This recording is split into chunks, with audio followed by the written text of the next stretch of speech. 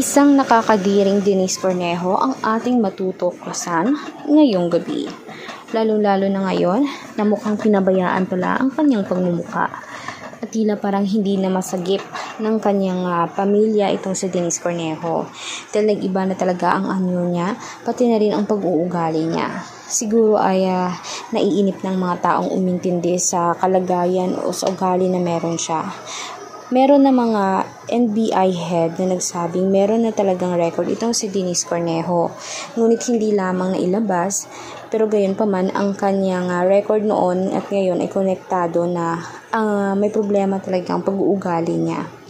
Ngayon nakita mismo na ang kwarto niya ay talagang hindi malinis, masalimuot, na hindi karapat-dapat sa isang babae na ganyan ang magiging kwarto.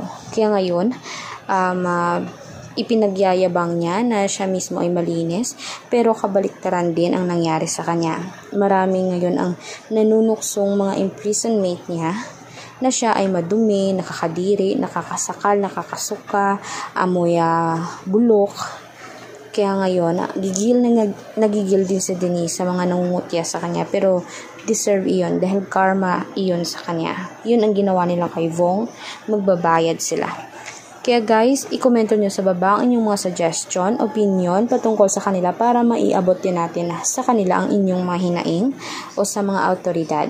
And please like and share our videos and also mag-subscribe din kayo sa ating YouTube channel for more videos updates. Salamat po.